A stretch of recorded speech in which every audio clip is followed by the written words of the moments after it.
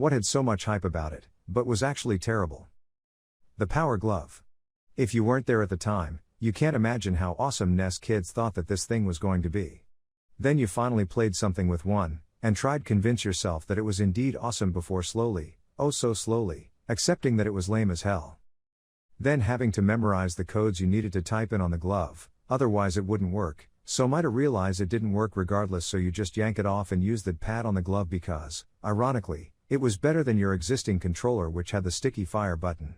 Lucky I never paid for the damn thing, picked it up at a garage sale for $15 a year after it came out. I could see why it was found at a garage sale. I ended up taking it apart to see why it sucked but broke it and threw it out. Wish I'd have kept it. They go for decent cash on eBay these days.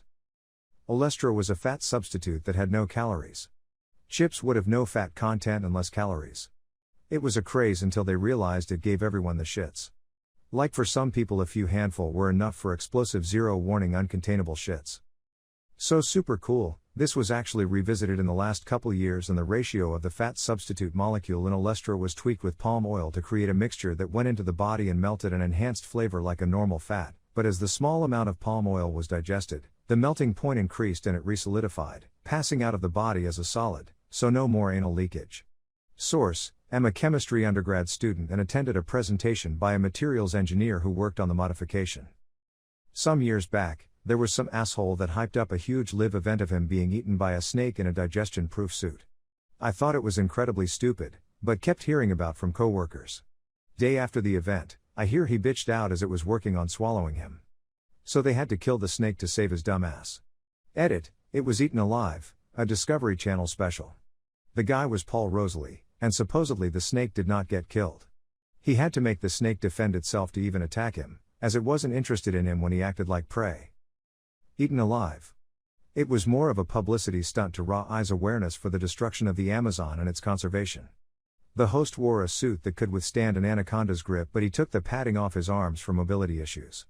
They got a captive anaconda to wrap around the host, but he tapped out because he said it felt like his bones were about to break without the padding protecting him.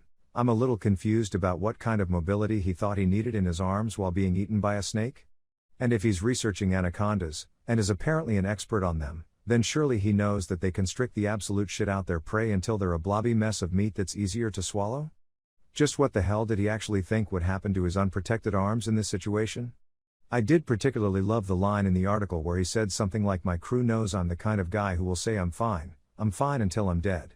Turns out he meant I'm fine until I get scared. I'll try to stay calm, but then I'll pull the plug when my arm hurts and the top of my helmet has a snake mouth on it. My whole family gathered around to watch that mess. I was a little kid, but I remember having my grandma, and a couple of aunts and uncles at our house, eating dinner in the living room, which was absolutely unheard of, waiting and speculating about what would be found. When Geraldo finally gave up the ghost, my Uncle Tony laughed so hard and so long that I was genuinely worried about him. 10/10, would watch again. Anthem. The flight mechanics and Iron Man-ish badass feeling of huge explosions and gameplay is so damn cool to have just let it rot in a gutter. What a waste, such potential. I know someone who is a voice actor who voiced a character in Anthem. They pretty much said that it was great to be in the booth recording the lines. The director was very encouraging and was saying how great the performance was and how they're going to get some great animation for the character. Once the game was out, my friend looked up their character on YouTube to find their performance was paired with some generic looped animation that didn't really match the character at all. They were quite disappointed. I assume there were some budget cuts mid-production. Not only were there budget cuts, there were major changes going on throughout the entire development process, including the name and the entire story of the game. It was originally supposed to be called Beyond, but shortly before they announced it there were some copyright issues, I think. Most of the people working on the game still had no idea why it was even being called Anthem all of a sudden, and they were just told to work with it. It also wasn't originally meant to be a looter shooter either, which is pretty clearly evident when you look at just how ridiculously bad the entire loot system was. They were definitely rushed into all kinds of stuff that just kept changing too fast for them to deal with. Kibi. I saw ads and promotions for it constantly for months leading up to its release, and they had some pretty famous celebrities in the shows. Then it disappeared after like a month of its release. Kibi was hilarious. BC the version with ads cost $5 per month and the ad-free version cost $8 per month, yet all the content was 8 to 15 minutes long. It wanted to bridge the gap between Snapchat and Netflix, which is fully occupied by YouTube, which famously has an ad-free paid option nobody wants to pay for. Utterly delusional, they thought they could dethrone YouTube with a paid app when none of the other free video sites have managed to do so. I missed the series finale because I was out of town and could only get a flight back after the episode aired. After each episode before that, I would usually have a few texts between friends about what happened, things we liked, and where we thought the show was headed, the usual fan chat. I got off the airplane and, nothing. No texts at all. No oh shit. Or holy crap, did you see that?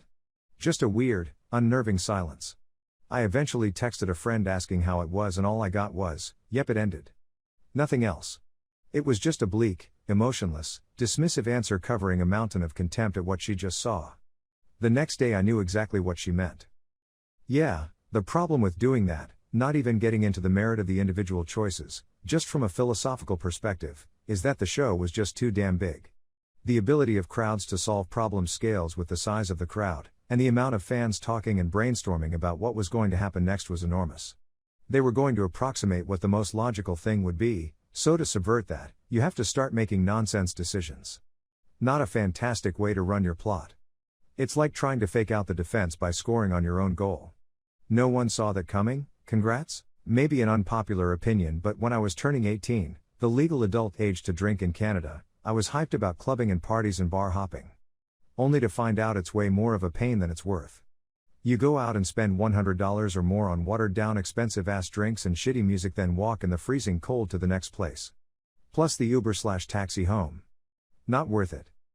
What blows my mind is that Woodstock 94 was technically just as much of a logistics nightmare as 99, but it went off almost without a hitch in comparison, is pretty fondly remembered, and was a solid 25th anniversary to the original event. I think there were 2 deaths, one was diabetes complications and the other a ruptured spleen that was not seen to in time. So how the same people who organized 94 fucked up 99 so badly a mere 5 years later is beyond me. And the things that did go wrong in 94, over attendance, food issues, water issues, nothing on 99's level, should have been the bellwether for how to make sure 99 would not repeat those mistakes. And then 99 triples down on all of them. It's insanity. The biggest difference, I was at both 94 and 99, was the heat. The original Woodstock has a chant on the movie's soundtrack asking the gods to stop the rain. 94's 2 most talked about sets were Nin, who were covered in mud as they performed, and Green Day, who begged the crowd to throw mud at them until they couldn't perform. I'm not saying that there wasn't a more aggressive vibe at 99, but 3 days in the sun with temps above 90 degrees each day definitely took its toll on the crowd.